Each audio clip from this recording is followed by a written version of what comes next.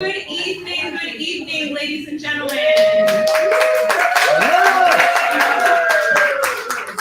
Welcome to the launch of the 6th book of Lion's Tail Press.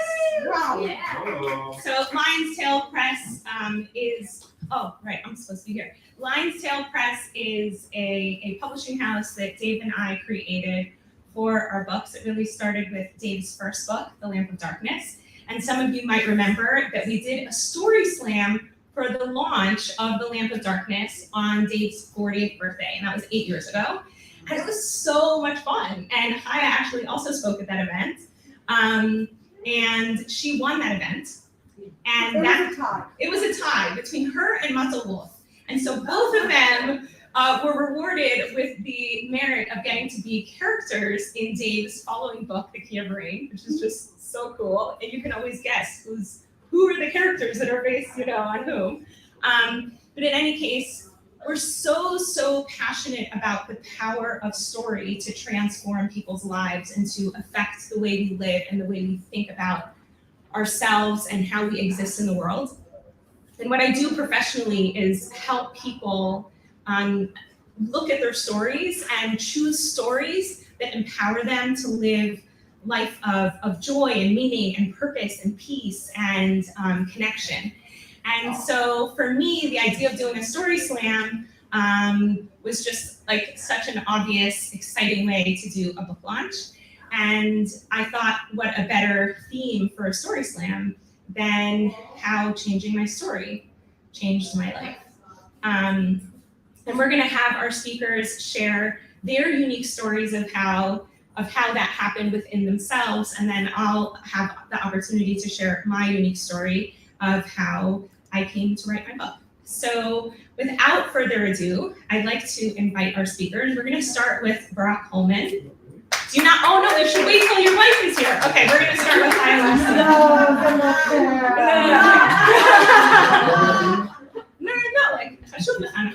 Yeah. So we're gonna start with Chaya Lester. Chaya Lester is a world-renowned lover of all things beautiful and Jewish and mystical and amazing, and she's also an incredible therapist, but most importantly than anything else, she is an awe-inspiring friend. And I just feel so blessed to have you in my life, to have you here tonight, and please, you're invited on stage. That's awe-inspiring. Can we all just do a big aw? Let's do another, like 20 of them.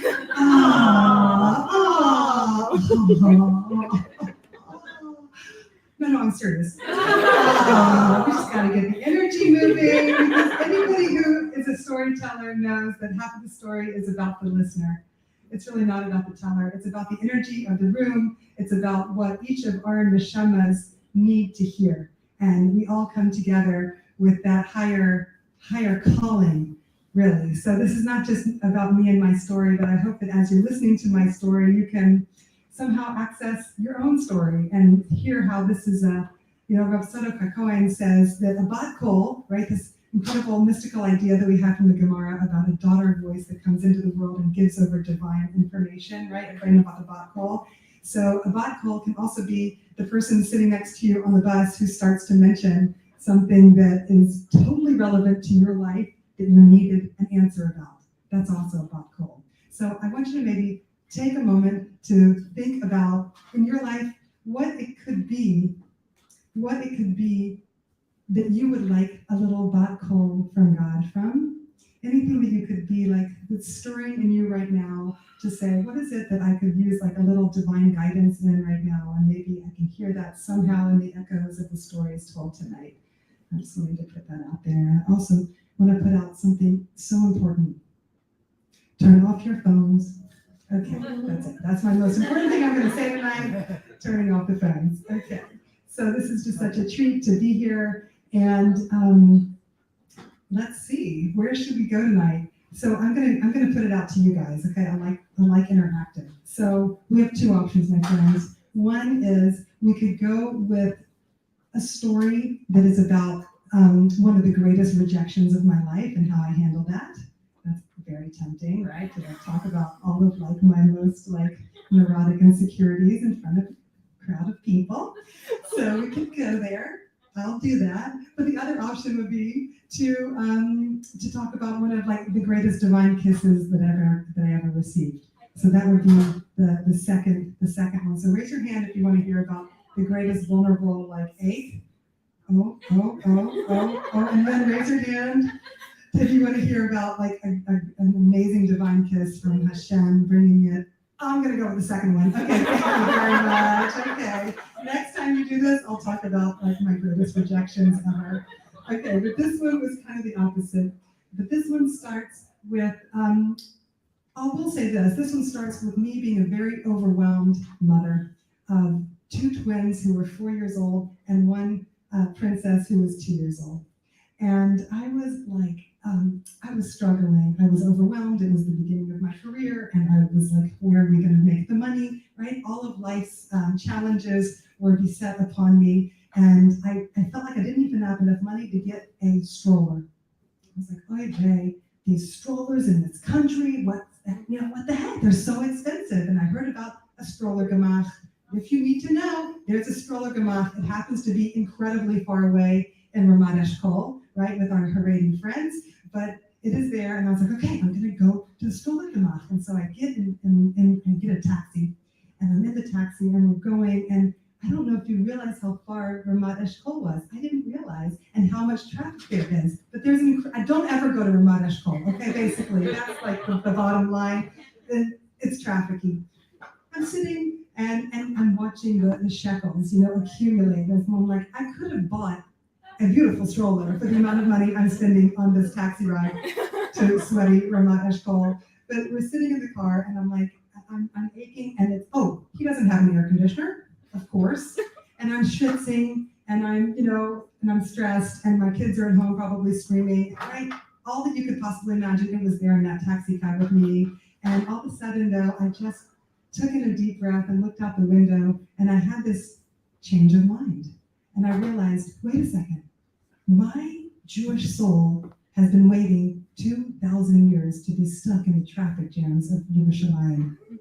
To be stuck in the traffic jams of a rebuilt Yerushalayim Yer Kodesh, right? And I get all religious in the backseat of the taxi, right? And I'm like, oh, Hashem, thank you for bringing me back to Eretz Israel to be stuck in the traffic jams of all of your children. This is so amazing. And all right, I totally talked myself out of, the downward spiral that I was going into. Just with this, it's always available, right? This little switch that we all have living here in Israel is like, whenever we're in some bureaucratic mess, there's always the switch of like, I've been waiting 2,000 years to be stuck in this bureaucratic mess. It's always available. I recommend it highly. So I used that. And what happened next was truly amazing. What happened next was a song came on the radio. And I don't listen to the radio so much. I don't really know from pop culture, right? But this song came on. This woman singing, let's hear it, New York, New York. And this woman, I don't know if you know this song. Okay, I didn't know the song, but somehow this woman captured the spirit of New York City and metabolized it through her system and put out a song that was like such an anthem.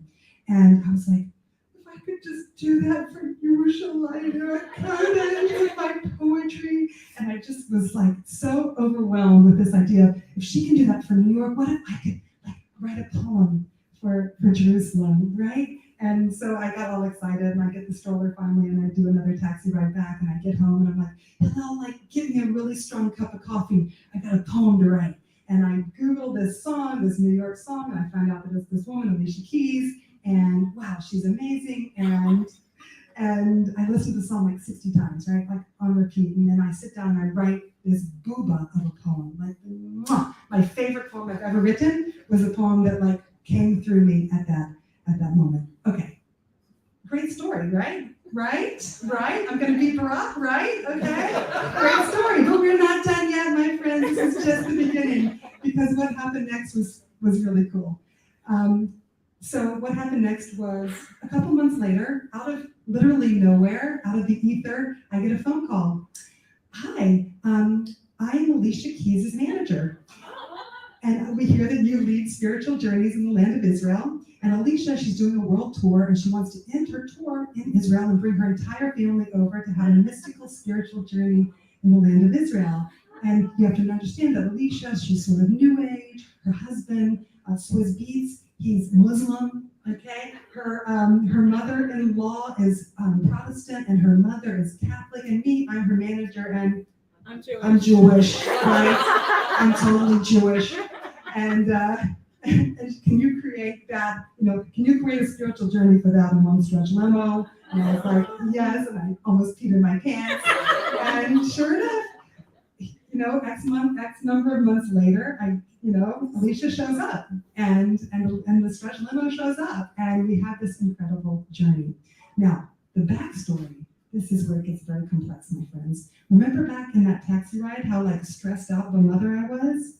Okay, 2 4-year-olds and 1 2-year-old, and not enough money for the stroller, right? Remember that one? Meanwhile, there's this dude on my right named Hillel. He's my husband, and every day he's like, "Are we gonna have another kid? Are we gonna have another kid?" And every day I'm like, "Who's gonna have another kid?" And we know, and it was very clear to me that that was beyond my ability, my human ability, to bring on another neshama. So, okay, that's the backstory, right? Remember that moment. Keep it in mind. You will discover why shortly. Hopefully, kind of shortly. I'm going to try to be fast. So Alicia's here. We had this incredible time. I give over the poem to her. I love her. She loves me. We're best friends forever. Literally, we're still in touch to this day. And she's so precious and such an amazing journey. The journey culminates with an incredible. Oh, they also brought a shaman with them from California, because that's just the way you roll if you're multimillionaire superstar. So they bring a shaman with them from California. And the shaman, we go around to different holy spots in Israel, and we do shamanic journeys, okay? So this culminated in going to the Banyas, a beautiful waterfall, and we all lie down on the ground at this waterfall, and the shaman says, we're gonna do a holotropic breathwork session. Do you guys know what that is? It's where you breathe yourself into an altered state of consciousness, better than any drugs. I don't know about any, better than most drugs, and it's totally natural. I wouldn't know from experience, but they say it's better than most drugs. Okay, so my child's in the room. So there we all are, and we're breathing over and over and over again, all of us, with our heads in a little circle, with our heads touching each other and our feet going out, me and Alicia and all of her entourage. Okay, that's the scene, y'all, at the Banyas with the shaman. This is real. And she says to us, now you might get a vision or a visitation from, a spirit or a spirit animal, just so you know. And at that moment, sure enough, maybe not, I get a vision of a visitation from the Lubavitcher Rebbe and his wife. Okay, he was not alone, him and his wife, and they show up, and he's like, listen, please, we were not able to have any children, please have a baby and name it after my father. And I was like, wow, this stuff works. And I'll do that. And of course, the culmination of this trip is so wonderful, beautiful, and I come back to Hillel, and I'm like, Hillel, we're having a baby. Okay, so this was I'll tell you one other piece of the story, which was at the end of the trip, Alicia says to me, she turns to me and she says, Chaya, what do you want? Anything you want. I love you so much. What do you want in the world? And I think I was an idiot because I was like, I don't want anything, Alicia, except if you could just write a song for Jerusalem the way you wrote for New York. And so X number of months later, I get an email from Alicia, Chaya, I wrote a song for you. Google it right now, and I go crazy, again, pee my pants. And sure enough, I open up her latest song. It's a song called We Are Here, and it's this incredible song that she wrote where she talks about Israel. Listen to it, it's beautiful. Very special. So, great, we decide, okay, let's have a baby, we're done with that. And thank God, we get pregnant. And sure enough, it's a boy. By the way, who else gets pregnant at the same time? Alicia. Yes, Alicia, not just Alicia, and of course, her manager also gets pregnant. We all get pregnant at the same time, okay? And we all are pregnant with baby boys.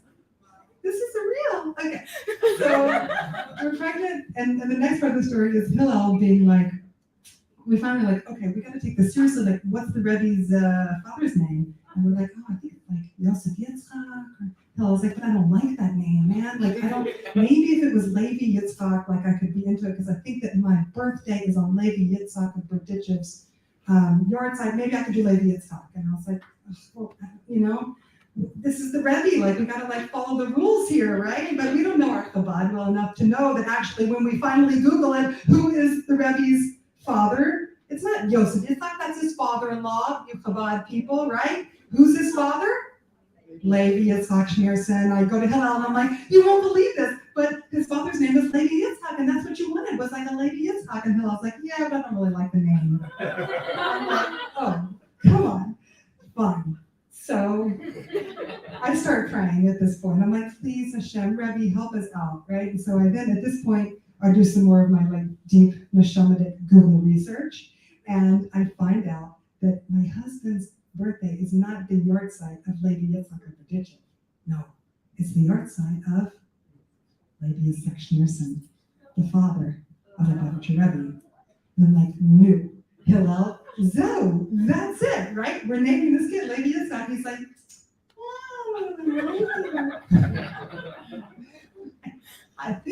so I'm getting desperate, and I call up my aunt, because nobody in my family is like really Jewishly connected whatsoever, except I have this one aunt, Tante Sarah, okay? And she likes Chabad, she's into Chabad, and I call her up, I'm like, you know about Chabad? Do we have some Chabad connection in our family? She's like, don't you know about Yaakov Trinislav? And I'm like, no, what's Yaakov freaking Trinislav? She says, Yaakov Trinislav, my mother, that is my grandmother, my mother was born in Yaakov Trinislav. The whole family was born in Yaakov Trinislav, and Yaakov Trinislav was exactly the place where, who was the Rebbe? Levi Yitzchak Schneerson was the rabbi of this shtetly place called Yaakov Trinislav. And I went finally to Hillel with all of my evidence accrued. And thank God we have a beautiful 7-year-old boy named Levi Yitzchak. So what's my time check? Oh, I don't know. I need you to tell me, because I have one other part of the story, Yeah, but it's going to get a little trippy. So you guys put on your spiritual seatbelts. Are you ready? Okay, are you ready? Are you ready to get embarrassing? Okay, I'm ready too. Fine. So, cool. Levi Yitzchak, we're supposed to have this baby for the Rebbe, right? Because he didn't have any kids. Got it. Like, got the mission statement. Fine, we're going to have the baby. And I'm pregnant, right? And it's time to have a baby. And I'm lying in my bed.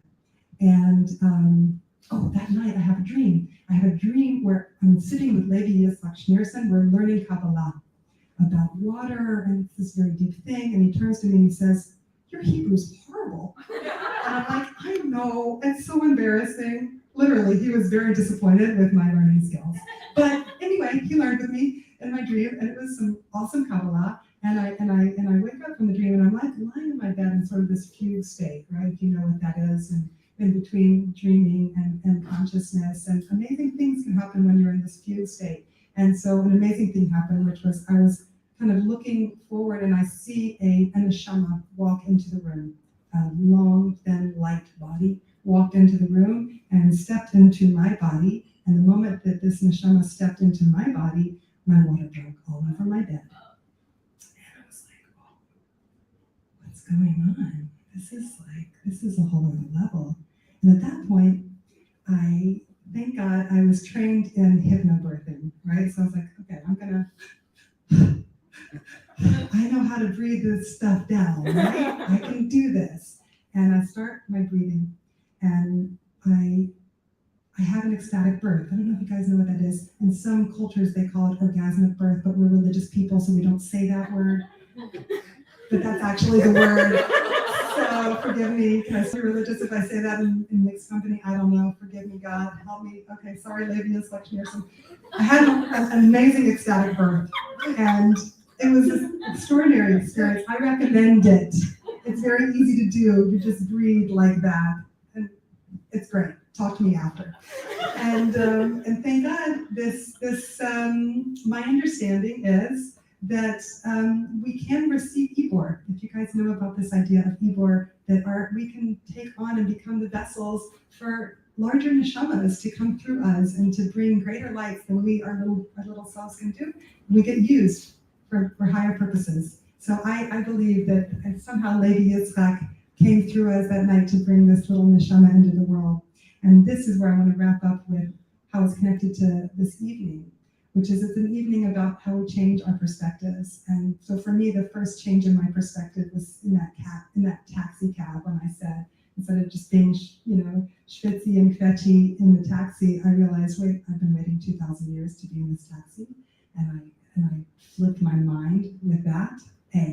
So changed my mind. And then the next one was bringing in the divine, right? Probably the easiest way, and I don't know if you get to this, I read some of your book, I didn't get through all of it, but the easiest way, I think, to change our minds is to bring in the divine, is when we're able to access this really divine, large vision of what our reality can be and who we can be. And when we say that I'm stuck in my lower mind thinking, right? And I can pull myself out of that, and we do that.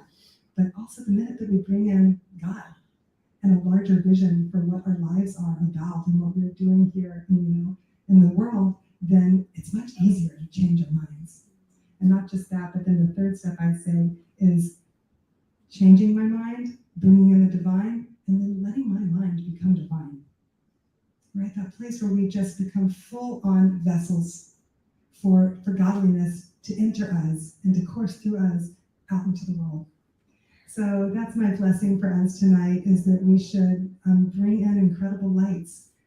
Every moment that we do that work of changing our minds and bringing in the divine, we become embodiments for a divine higher light to come into the world. I bless us to do that, and I bless you, Chana, that your book and your many books that they should really, and we know that it is, literally bringing in a higher light and bringing in a divine light into this world, and it should be B'Hatzlacha, Rabbi.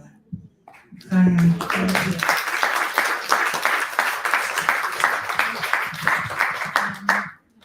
So thank you so much, Chaya, for sharing with us, shocking us, inspiring us, all of it put together. So the next person I'd like to introduce, his name is Barak Hullman. He's sitting in the back. So Barak put himself out into the world as a master storyteller about, a decade ago. And I remember we were in the Golan Heights and listened religiously to the stories that he was recording and putting up on YouTube. And it's such an interesting thing about storytelling, because there's a story, but then there's how the story moves through a storyteller and how that changes the story, either because of their tone of voice or just the sound of their voice or by what pieces of the story they choose to emphasize. And for me, I personally find Barak's storytelling to just put me in a very, child state where I just want to hear stories for hours on end, personally. And I appreciate how you use stories to be really real and honest and vulnerable about your journey and your desire to connect to Hashem and yourself and the Jewish people and the land of Israel. And so I thank you so much for coming tonight, and invite you to come up and share how changing your story changed your life.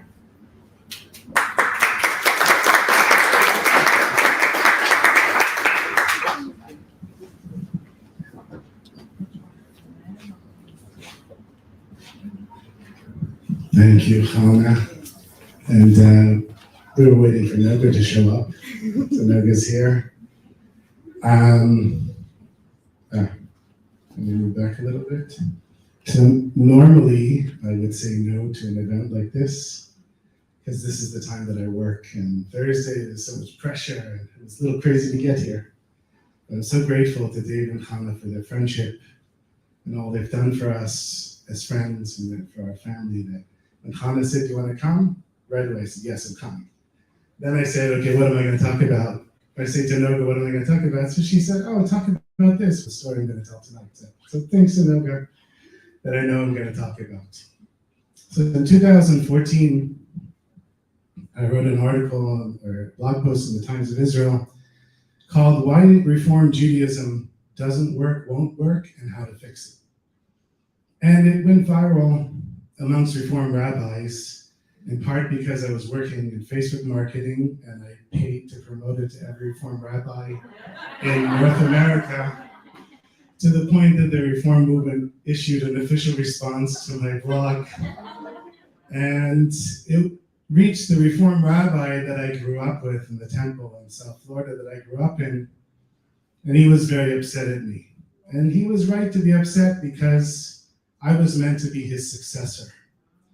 When I was 13 was a big year for me. I decided that I was going to be a Reform rabbi. I loved the temple so much. I loved the singing and the davening and everything. And I was just this proud Reform Jew. So obviously I'm going to be a Reform Jew. And since my grandfather hired the rabbi and donated half the shul, unfortunately when he passed away, he didn't have that money anymore. But at the time he had a lot of money, donated all kinds of things in the shul. So here the grandson of Sam Bloom wants to be a Reform rabbi. And so the rabbi of the temple took me under his wing. And we had private sessions together and we learned together. And for years, he was raising me to be his successor. At 17, I came here to Israel on a program called High School in Israel in Hod HaSharon, and it pretty much changed my life. It's the reason that I'm here today. I came here and I saw life like I'd never seen before. And I felt like this is where I want to be. And I was fortunate, that was 1988. So it was the old Israel still. And I got to see, before we got into this modern Israel that we're living in now, I got to see the end of like the 1948 Israel, the 1967 Israel, the old Israel. And I came back to America wearing a kippah. I wasn't religious, I didn't keep kosher, I didn't keep Shabbos, and when I was driving on Shabbos with a kippah in North Miami Beach, people would say, roll down the window, roll down the window. What? Why are you driving on Shabbos? What do you mean? Why are you driving on Shabbos? If you know that I'm not supposed to drive on Shabbos, you also shouldn't be driving on Shabbos. I go to the kosher style restaurants on Miami Beach. My father has an eyeglass store in Miami Beach. I used to work there. I go in wearing a kippah. First thing they check, it's not kosher here. I'd say, I know. Well, why are you here? You're wearing a kippah. The old folks would call me over, boy, Jake, come over here. It's not kosher. You shouldn't be eating kippah. I said, neither should you. I was just wearing a kippah because I identified, that was my way of identifying with Israel. It wasn't enough just to wear my David. I wanted people to know I'm a Jew. You know, once Reb Shlomo Carlebach was speaking in India to this huge crowd, and he said he didn't know what to say. So he stood there and he said, I stink like a Jew from all four sides. And for some reason, that helped people to come closer to him. And I wanted to stink like a Jew from all four sides. I wanted everybody to know that I'm a Jew.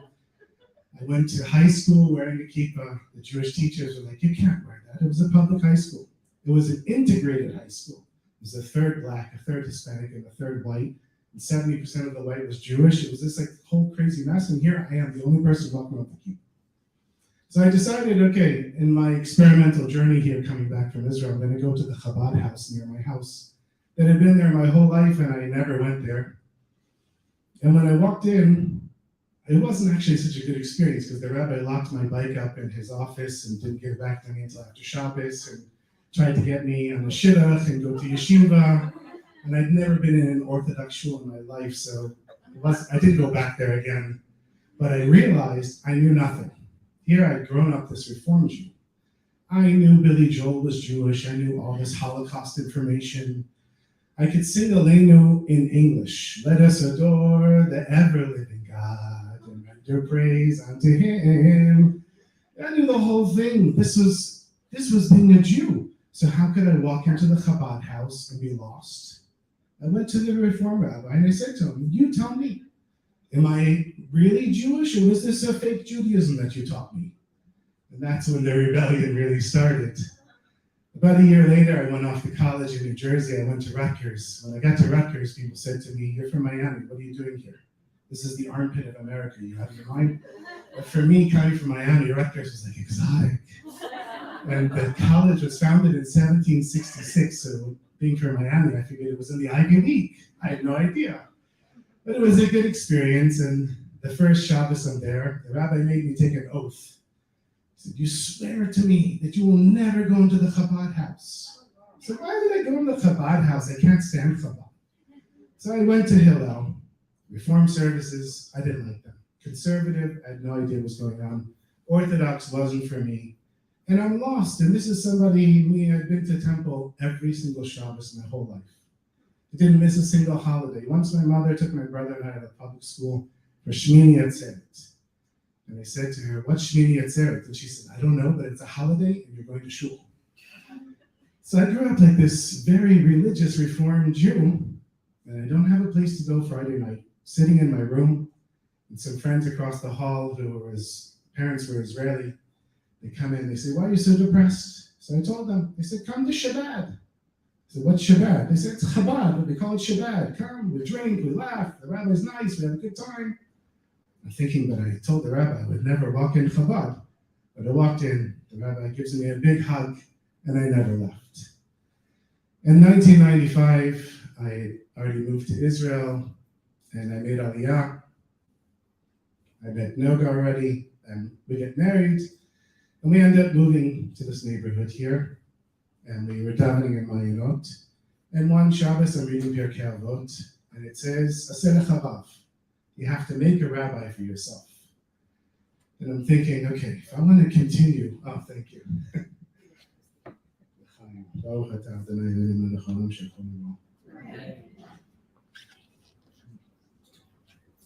If I want to continue on my spiritual journey, I have to find a rabbi.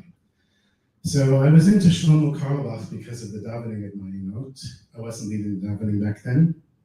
But Shlomo had passed away, so I wrote to Reb Zalman, who was basically Shlomo's partner in crime. And Zalman says to me, you're looking for a rabbi, and you live in Nechlaot, go to Shalom Brat, and don't write me again, I'm not for you. So I go and knock on Shalom's door, and I say, Rabbi Brat, I want to be your student, I want you to be my rabbi. I ended up writing a book about Reb Shalom. So the story isn't there, it's in part thanks to Chaya, who encouraged me to write all those stories. And Shalom became my mentor.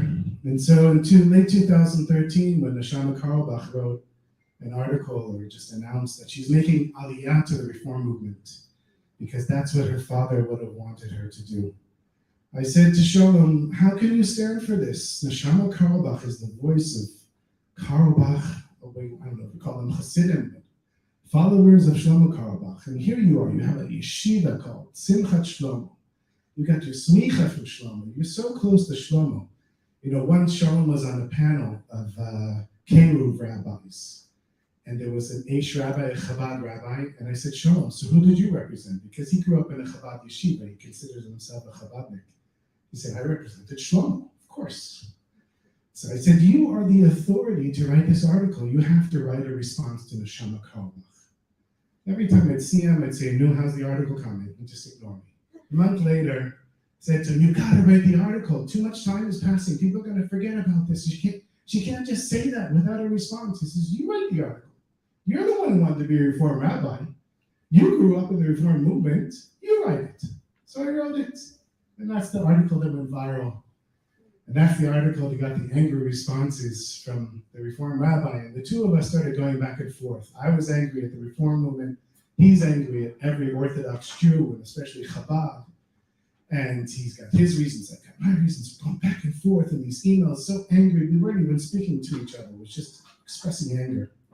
At some point, I said to him, listen, I've been living in Israel now for 20 years. And you come here with groups at least once a year, maybe twice a year. You're always in Jerusalem. You never visited me one time. You never even called me one time. Until I see you in Mayinot on Friday night, I'm not talking with you. So I don't remember how many months later, a few months later, he comes to Israel. He calls me about 10 minutes before Shabbos. It was a winter Shabbos. It was like 4:30. I answer the phone. He says, hi, I'm here with my wife, and we're leaving Motzei Shabbos, and I just want you to know I'm not going to be able to see you, but I figured I'd call you. So I said, thank you very much. Appreciate the call, and hopefully next time you come, Friday night to Mayinot. 2 minutes later, the phone rings again. All right, where's that shul of yours? So he said, how do I find it? What time does it start? I told him it's 20 minutes after the siren.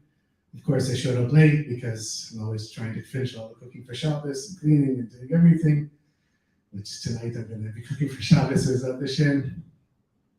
And I walk into shul and he says, "You're late." In the meantime, he was sitting there talking with Rabbi Gestetner. They were speaking in Yiddish, because this rabbi had grown up in an Orthodox Yiddish-speaking home. Then the shul fills up, and Rabbi Gestetner gets up and he says, "We have Barak's rabbi from when he grew up in South Florida is visiting us here." And he said, "If the teacher is anything like the student, then we're very lucky to have him here." And now for this rabbi, just to be called a rabbi by an Orthodox rabbi, especially a Chabad rabbi, that meant the world to him. But to get a compliment like that in front of, a packed shul, it was so meaningful to him. So it happened to be that Friday night the davening was really good. And sometimes it's always good, but then it's like really, really good. Back then the floor used to go like this.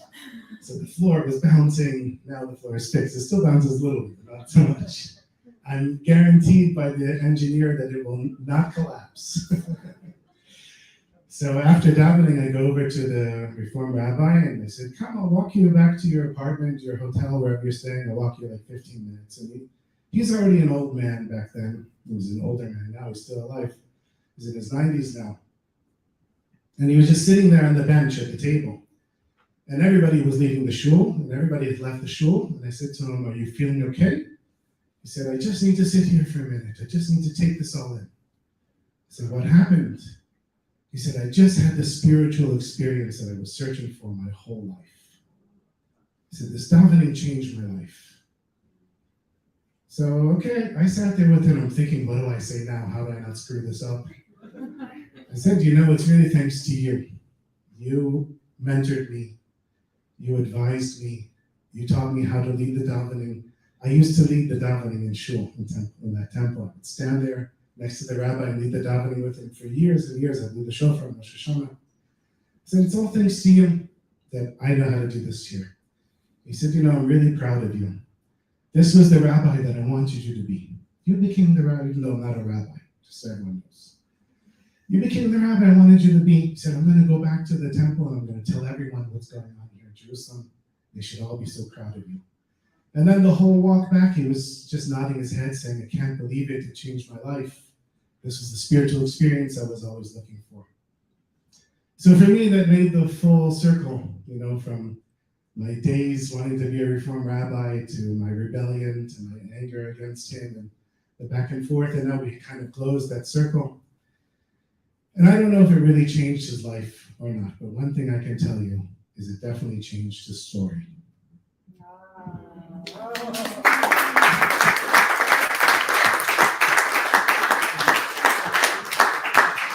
So our third storyteller is probably still putting her kids to sleep. So I'm gonna go ahead and share a little bit of my piece. Okay, this is gonna be hard to share because I have a feeling my parents are watching this right now. So my parents are very much at the core of my story. Some of you know this, that I'm originally from Bogota, Colombia, and my native language is actually Spanish. And when I was 5 years old, my sisters and I were in the middle of a guitar lesson, and we were in the den having a guitar lesson with the guitar teacher, and there's a knock on the door, and we don't even really notice it. And the housekeeper opens the door, and in barge 5 men with guns. And it became very evident that they knew absolutely everything about us. They knew the entire layout of our whole house. They knew everything about my mother's business, and they knew where she kept her safe box, what's it called? Like a safe, yeah, her safe. Where she kept her safe. I was just trying to figure out how to say this in Spanish, and I got it down in Spanish, and now I got it confused in English. Okay, where she kept her safe. And they led her at gunpoint to her safe and had her unlock it, and she did. And she opened it up, and there was nothing in there. It turned out that all of the money that she had gathered from her clients to send to the States, she had sent recently everything to the States, so there was nothing there. So of course these guys who created this whole operation and were very eager to get their money and make sure that they made a hefty profit from this risky venture were pretty upset. And so they told my mother that instead of taking the money they were hoping to get from the safe box, that they would simply kidnap her daughters. So just so you have a frame of reference, in 1983 in Bogota, Colombia, kidnapping was very common. And we knew people who were kidnapped and never returned. So it was a pretty big deal.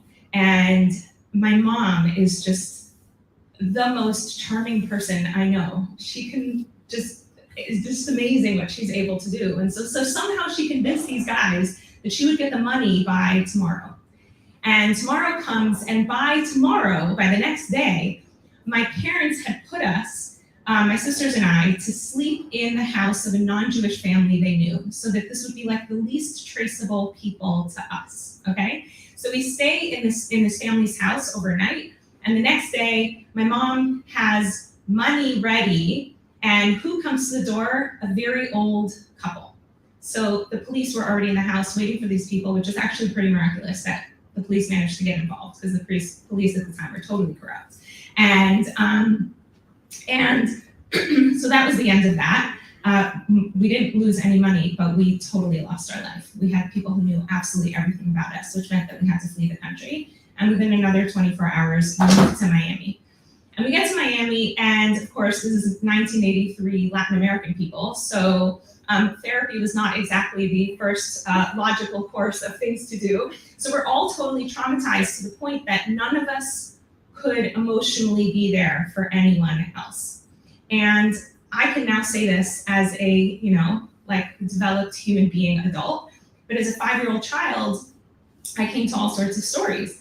First of all, there were bad men, and if you know what the bad men do in the movies, they do everything in their power to go after the good guy, right? So they were gonna come find me, and I had nightmares literally every single night about specific bad men or bad characters like witches and goblins and demons and all sorts of things like that, who were gonna come and find me, and they were gonna know exactly how to get to Miami, and they were gonna go from Colombia to Miami because I, of course, being the center of the universe, was so important. So they were gonna come and find me in Miami and kidnap me there, and just the really scary nightmares and fantasies that I had all the time just totally trashed me and created all sorts of anxiety in my life. But the worst part of it was that everyone in my family was equally traumatized in their own way, including both of my parents. My mother, for obvious reasons, being at gunpoint for 2 hours, and my father, because he couldn't protect his family. And for a man, that's a really difficult thing. For a Sephardi Latin American man, that's a particularly difficult thing. Please come take a seat. And so when I went to my parents to seek emotional support, they were just not available. They couldn't have emotional support for themselves. But at the time, I told myself the story that I'm not lovable and I'm not worthwhile and I'm not worth listening to or speaking to or being heard or being seen. And then, of course, I further took it to my parents don't love me, nobody loves me, the world isn't a safe place. You can imagine all of the stories that I told. And those stories over time accumulated to the point that when I'd be walking down the street, I'd picture the most horrific things happening as I was crossing the road. I'd picture being run over by a car, and with all of the gory details, all of my guts being spilled over the road. If I just slightly tripped on the edge of the sidewalk, I'd imagine falling and smashing my head open and my brains going across the sidewalk in the goriest way possible. It's you name it, the scariest things came into my mind. And that went on for years and years and years. And whenever I tried to turn to my parents, they just weren't able to be there for me. And when I tried to turn to other people for help, they also weren't able to be there for me. And eventually I started finding people and resources and tools that really helped me so much. And I started to question every single aspect of my life story. Have I perfected that story? No, but it's become a significantly more beautiful story. I don't imagine gory things anymore. I can walk down the street without thinking that there's a scary dude behind me who's about to attack me. Even to the point that I can walk through the streets of Jerusalem and not be thinking all the time about, if I run into an Arab, does he have a knife in his pocket? Which I know a lot of people go through, but I don't, which is really quite actually impressive, considering what we've been through here as a people. But the biggest change in my life has actually been in my relationship to my parents. Because I used to do something that we do all the time. There's like certain strategies, mental strategies that we use to put us into really miserable states. And we can use those same strategies to put ourselves into really happy states. But we tend to be much, much better at the miserable, dramatic side, right? So I would, if my parents did one tiny little affronting thing, I would blow it up into this like huge melodrama of how much my parents don't love me and I'm the worst and blah, blah, blah, blah, blah. And instead of just saying, oh, this person's having a bad day, right? So what I started to do is to pay attention to the smallest things my parents did to reach towards me, to do kindnesses, to buy me things, to listen to me, to be attentive. And I blew them up in my mind.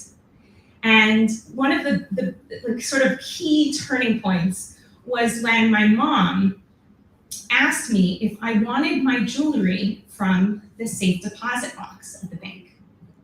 And that happened because when I was 16 years old, after years of my father going to Colombia for weeks at a time, he'd come back from Colombia with jewelry for my sisters and me. And that was something he wanted to bring us back something. You sort of understand, it's like you miss your daughters, you want to get them something really sweet.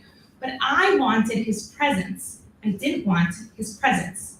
And I had a story of how my dad was supposed to be and he wasn't fitting my standards.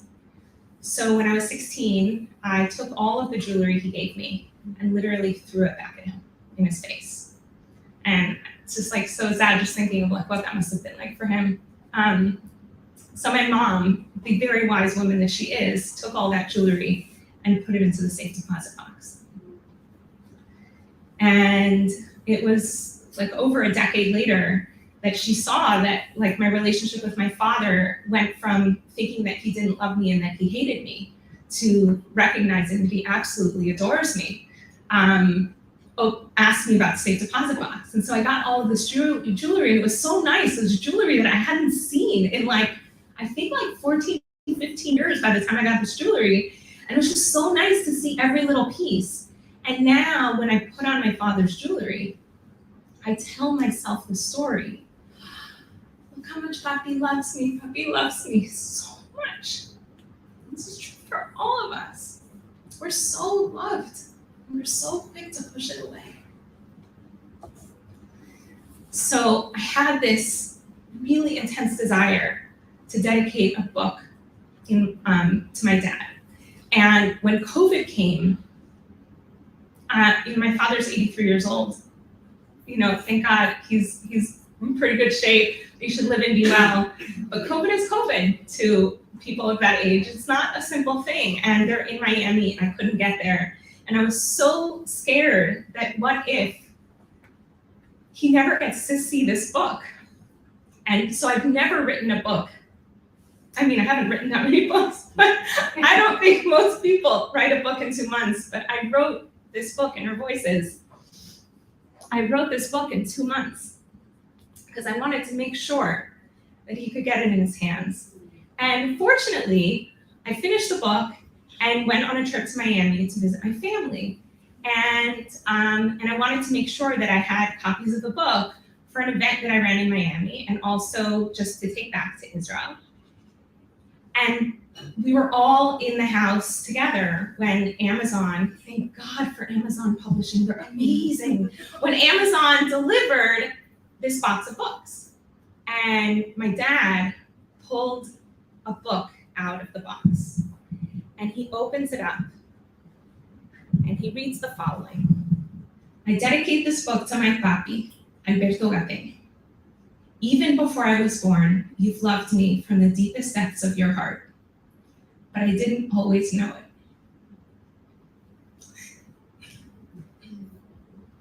Thank you for being patient enough for me to come around. So this night is really for him. Thank you, everyone, for playing.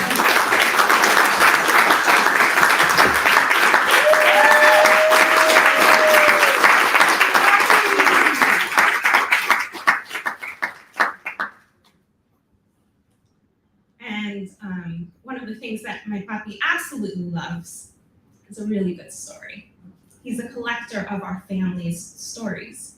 And I feel so blessed in the past decades to have developed such a deep relationship with him and to have the opportunity to constantly ask him about our family's stories and to understand his story more. And the more I learn about his story, the more compassion I can have for him. And one day he told me his story, at least a part of it, the part that was really relevant to the pain I had as a kid. He tells me the following. He said, you know, I have to give it a little backdrop. One day I decided to do like a really vulnerable thing and kind of leave a little opening to my dad. I said, we went for a walk, and I said, Papi, you know, when I was a little girl, and you'd be in Miami, like you'd go back and forth from Miami to Colombia, I said, I would sit next to you while you were watching a ball game. And when I say ball, I mean all of the different types of ball games there are. That's my father. He's obsessed with sports. He loves. And he would sit, and this was like his way of decompressing, was to sit and watch a ball game. And I would sit next to him, and I would say, I would ask him questions, right? I didn't understand how baseball works, and I didn't understand how football works, and I didn't understand how soccer works. And I was like, Papi, can you explain to me these games? And he just didn't have the emotional capacity to deal with a little kid and to deal with my questions. He was really trying to zone out. And I can understand that. There are times I really just want my space and my time, and I just want to tune things out, especially if looking at that kid reminds me of my pain. And especially if I know that that kid's also in pain, I don't know how to deal with it. So I get that's now, but at the time, this is what he tells me. So when we were walking, I told him, I said, you know, I would sit down next to you, and I really wanted to spend time with you, but you didn't want to talk to me. That's all I said. And we're going on this walk, and my father says, I want to tell you a story. So when Mommy and I got married, we didn't have a penny to our name. And my father was a textile engineer, and he started with a hand loom in their little apartment. So my mother was doing translations, and my father's working on his hand loom, and in the evenings he also did translations. And then my mother was allergic to the wool, so he had to get himself like a little factory. So he gets a little factory, and he starts making more textiles, and he's making more textiles, and things are like starting to pick up, and they're finally going well for him. And he realizes, okay, we think we can finally get to the point where we could buy a real mill. So he orders a textile mill from Italy to be delivered to Colombia, right? This is in the early 80s. This was a big risk and a big investment. And of course, if he has a real mill, he also needs a factory to put it into, so he gets a bigger space. This is a big risk in his business, but also like things are picking up and they're moving forward. And as a man, and a Latin American Sephardi man, right, he's feeling really proud of himself, and he's like, you know, he's getting his like sense of purpose and meaning in his life. And then he gets a call from his wife that 5 men have barged into his house, and the loom has not even arrived yet. And so he's like dealing with both of these things at the same time. And then we move to Miami. And we get to Miami, and my dad's like, okay, I need to create some sort of new business for myself. I can't keep running this factory from another country. So he meets this other guy, and they start a store together, an electronics shop, selling like, you know, like radios and electronic parts and things like that. And sorry, I'm getting emotional again. And the way the electronics shop works is like any other store, there's like inventory, right? So there's like a radio here, and there's like 10 radios behind the radio. And every time somebody buys a radio, you know, you move the stock forward. Well, it turned out the other guy was selling on the black market all of the radios that were behind this radio. And he also embezzled a bunch of cash from the business. So now my dad's like super duper, had like the biggest blow at his ego. He's totally stressed out. He doesn't know how he's going to support his family. His wife is in total shock. Like whenever my mom would see a gun or a policeman, she'd like totally freak out and go into shock. And he just doesn't have like the resources to deal with any of this. This is the story he tells me. And then he said something that I thought was so immensely wise. He very quickly said, I'm sorry that you went through what you went through. I don't want to live in regret, but I'd love to be a good father to you now. How often do we live in regret And that regret actually keeps us from connection because it pulls us away even more from the people we love. And I feel so, so blessed for every moment, every year that I get to have with my parents. And I just feel so blessed that I had the opportunity to change my story about my life and about my parents before they left this world, so that I could really enjoy having the parents that I always dreamed of, because they were always there. They were always there. So if you're watching this, I love you. Okay. So now we're gonna move on to our next storyteller, Ayelet Polonsky.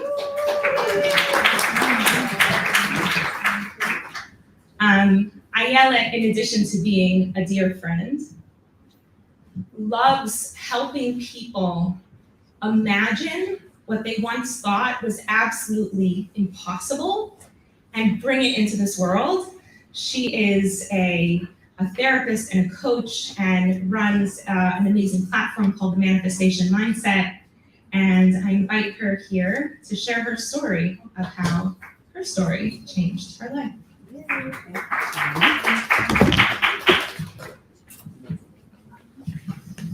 Okay. Oh, hi. There's people. Hello. Yeah, keep going.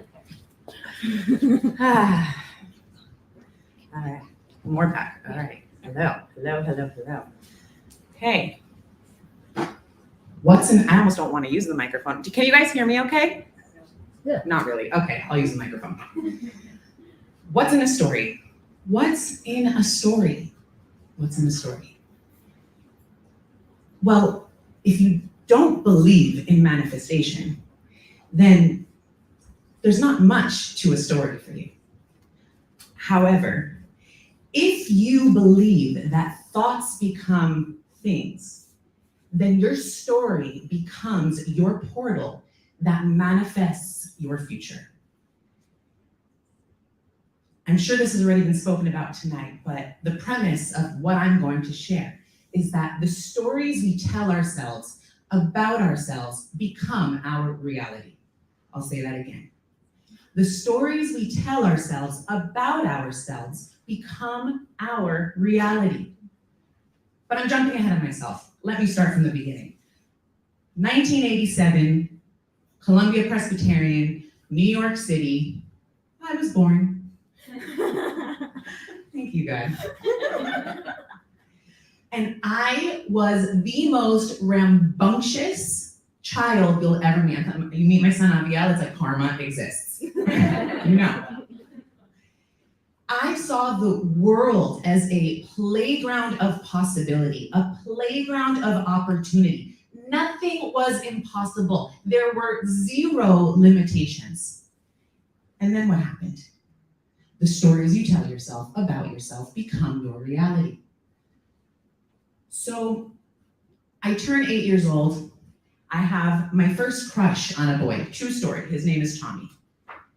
And I'm in the dance squad. He's on the basketball team, and it's during recess. And you know that experience where you walk down the hallway, if you went to secular public school, okay, you walk down the hallway, and the boy that you have a crush on looks at you, and so you are convinced that he likes you back. You're convinced, without a doubt.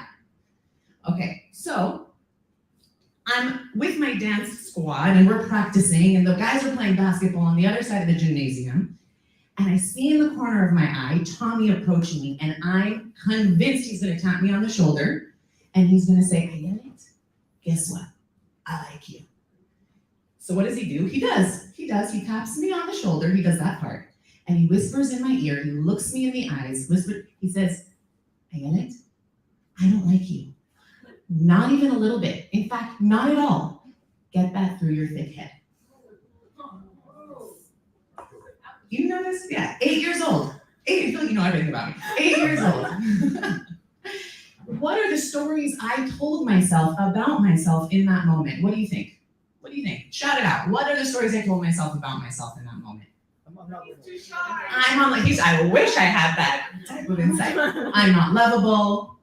Keep them coming. There's I was like, something wrong with me. there's something wrong with me. I'm not pretty. I'm ugly. I'm not a good dancer. Right? So what did I do? I looked at him, and of course, like the Sephardi in me came out, and I'm like, that's okay. I don't like you either. Right? But I grabbed my best friend. I run to the bathroom, and I cried, and I cried, and I cried. And what I didn't realize is that a seed got planted that day. A seed got planted of I am not enough. And I didn't realize all the ways that the story I was telling myself about myself was manifesting into a future of putting up walls and walls and walls. Anytime a guy would just say, yeah, I love you, I could not believe him. I couldn't break through that wall. Okay, that's story number one. Story number two. Okay, I loved shopping as a child. Loved it. I maxed out all my parents' credit cards. I'm guilty. Okay, so what did my mom do? She came to me one day and she showed me the bank statement and she said, Ayelet, she's Argentinian Israeli. Ayelet, I am not a caspomat. Okay, money does not grow on trees. If you want to value the dollar, you go start working. Okay, so what did I tell her? Well, at the time, I was just like, I didn't know what to do. But now, looking back, I'm like, Imale, hold up. That's a story. Money does not grow on trees is a story. Why? Well, let's think about it for a second. Money comes from paper. Paper grows on trees. Money grows on trees. Okay, story number two. But my stories started to continue and they started to intensify as I got older because I didn't know how to work on myself as a child. I didn't have that outlet. So fast forward to age 20. I'm at a sleepover with my friend. I wake up, I turn on my phone, and I have 87 missed calls and text messages. And in my head, I'm thinking, it's my mom trying to get a hold of me, so like a proper 20-year-old, I ignore it.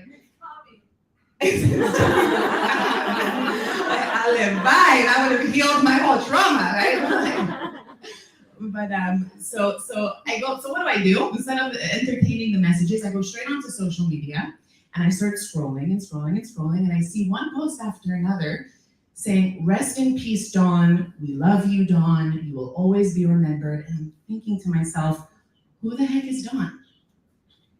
And so I keep scrolling, and a picture of my best friend, Danielle, pops up. And my heart drops to my stomach. And I called up one of our other best friends and I said, what happened? And she said, Dawn got stood up by the boy she was dating. So our other friend, Diana, told Dawn, don't worry about the guy, come with me.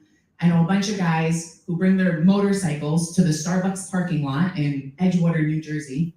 Anyone else is from Jersey? Okay, and so Dawn goes, they meet up there, and there's a bunch of guys on motorcycles, and these two guys approach them, and they're like, hey, get on the back of our bike. Innocent, we'll go across the George Washington Bridge, grab a bite to eat, we'll come right back. Not more than 1 hour. Dawn looks at her friend Diana, and Dawn says, Dee, I have a really bad feeling about this. I don't want to get on the back of that bike. And Dee's like, stop being a baby, grow up, we'll be fine. Literally just not even more than an hour, we'll be right back. So they get on the back of the bike. Dawn is up ahead. Diana is a little bit more behind. As Diana crosses the bridge, the George Washington Bridge, she sees the pink jacket that Dawn wore that night in the middle of the bridge. And she rides up ahead. And if you don't want graphic, then close your eyes, but close your ears. She sees Dawn still alive in the middle of the bridge. She hops off her bike, holds Dawn in her arms, and Dawn looks up at Diana and says, I love you and it's not your fault. And then she passes away.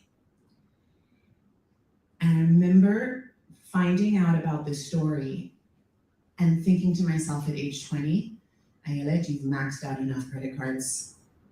For 20 years, you've been alive, but you have not yet begun to live.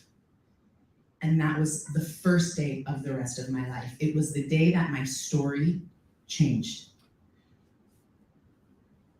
Fast forward 1 week, I find myself in Barnes & Noble's. And like a sign. I walk through the self-help section and a book called Buddha by Deepak Chopra falls on the floor.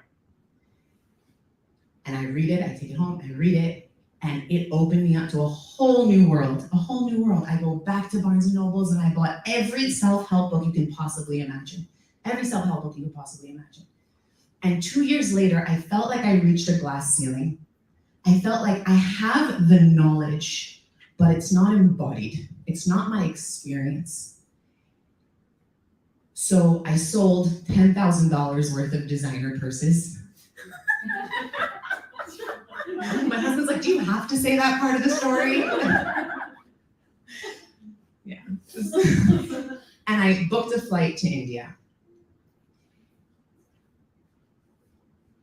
I thought I was going on a 21-day meditation retreat. 6 years later, I still had my guru. I was still waking up in the morning and reciting puja, Sanskrit mantras, okay? How did I end up here? The stories you tell yourself about yourself become your reality. Year 5.5 in India, I attend Kumbh Mela, if anyone is familiar. It's the largest, it's the largest festival of consciousness on the planet, like bigger than Uman Rosh Hashanah. 50 million Hindus and me. In the middle of the Indian desert, southern India. Okay, and there's thousands of camps, thousands of gurus with all of their disciples, and my tent, my camp had 10,000 people. So you can imagine, just try to visualize the size of this tent. And we were doing real tripped out things. We were totally sober, but anyways, training ourselves to go 2 hours of sleep a night, training ourselves to live for a month long without any food, just water and tea and whatever. Okay, long story short, one afternoon the guru says, everyone, you have a 30-minute break, do whatever you want. So of course I'm sleeping for 2 hours a night. What am I gonna do? I took a nap. I rolled up in a corner of the tent. Remember, visualize this massive tent with 10,000 people. I curled up using my backpack as my pillow, and I drifted into the most blissful meditative sleep you can possibly imagine. And suddenly I just hear this loud banging noise. So I'm thinking, am I asleep? Am I awake? What's happening? Am I dreaming? I open one eye and I'm like, I must be dreaming. I go back to sleep. Seconds later, the noise gets louder and louder and louder. And I open my eyes and I realize I'm not dreaming. I'm in the middle of a very real tornado. So much so that the fabric walls of this massive tent start to rip. It was so loud. I'm trying to make the experience like so real, so visceral for you guys. Just imagine this massive structure had a heartbeat and was pulsing.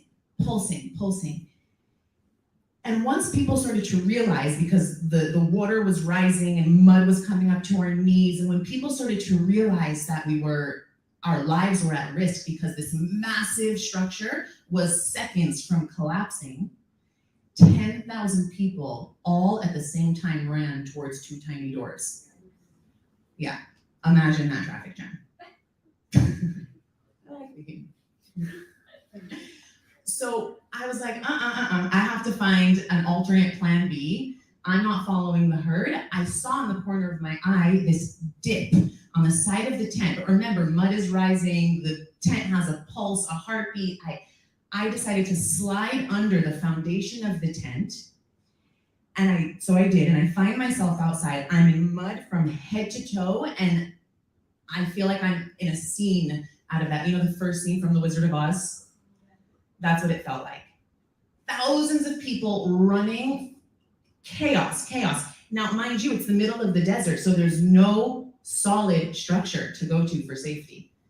So I spotted a transportation truck, and I said, this is my only hope. If I'm gonna make it, this is my only hope. I slid under the truck, and I am just begging, praying. At the time, I called it universe for a miracle. And suddenly, out of my right ear, I hear an elderly woman's voice. So I look over, and this woman with piercing blue eyes, looks at me and she says, "Darling, don't worry. At least if we die in the grace of our guru." I looked at her, I said, "Say what?" I'm not ready to die, definitely not in the grace of my guru. I have a family who loves me, I have siblings, I have a future. That was not my fate. So I closed my eyes again, and this time I said, "Dear God, if you can hear me, I need a miracle." And I covered my eyes and I said, "Shema Israel, Hashem Elokeinu, Hashem Echad." And it got quiet. And the tornado ended. And I realized in that moment what it means to believe in miracles, what it means to believe in infinite possibility. Fast forward a few months, and I remember those next few months just allowing myself to be guided by divine guidance. Take me, I am your vessel, wherever, however, whenever. And I didn't know the plan, I didn't know the how, I let go of the how. And so the guru invites 20 of us on a bus tour for 4 months. When I say bus tour, it's not the Marriott. I'm like, we're lucky if we get a shower, okay? And so we had a week before the bus was departing from the ashram. So I went to Bombay and spent that week with some friends. I said, I'm gonna pamper myself, they have a pool, okay, the life. I'm sitting by the pool, I'm in meditation, I'm doing my visualization work, I'm doing my manifestation stuff that I learned, and this voice keeps trying to come in to my meditation. And for any of us who's meditated, you know how hard it is to even just focus on your breath when your mind is racing. And that's what it felt like. It felt not even like my mind was racing, it felt like something beyond me was trying to come in. And I kept pushing that voice away, and it kept getting louder, and I kept pushing it away, and it kept getting louder, until finally I said, okay, what is it? And the voice, as clear as this conversation right now, said, Ayelet, leave this country now and go to Israel. So within 30 minutes, I had a flight booked, and the next day, I landed in Israel without a place to sleep, without a plan, just total surrender and open to divine guidance. So I arrived in Israel with 2 suitcases, one filled with Indian saris, the dresses that you wear. Okay, I went to a Shabbat meal. It was me, Rav Daniel Katz, and Rabbi Sutton, and I came in a sari. True story. God bless them. And my other suitcase had $13,000 worth of Hindu statues, gold and silver statues. And I still didn't know why I was being guided to Israel. The last place I wanted to be was Jerusalem. I'm like, way too religious for me, sign me up for Tel Aviv. So I spent the first month in Tel Aviv, and for whatever reason, it was like a magnet, again, that divine calling, and I'm surrendered. Remember, I'm just open to divine guidance. A month later, I end up in Jerusalem. I took the first apartment I found. I enrolled first in Mayanot, then at Neve. And that first Yom Kippur, I remember going into my storage and taking that suitcase of statues and putting them all in a big garbage bag, and I wrote Sakana in big letters on the garbage bag, and I went to the dumpster on a grid bus in front of Natural Choice Bakery. Bye-bye statues. It was like an Avraham Avinu moment. It's like when he goes into his father's shop and just smashes the idols. Like, that's what it felt like for me. I felt like I can now say bye to that chapter and recreate my story anew. And at this point, remember, I'm believing in miracles, so much so that I find myself at Neve in the cafeteria with 5 of my girlfriends. They're all still witnesses till this day. And I said to them out loud, I said, it is my intention to be married. I said, dear God, it is my intention to be married by May of this year, if it is your will, or something better. I always add, or something better. By May of this year, remember, okay? That month, I met my husband. Our wedding day was May 29th. Miracles are real. Believe in infinite possibility. Change your story, change your life. It's that simple. And buy Chana's book because she'll help you get there.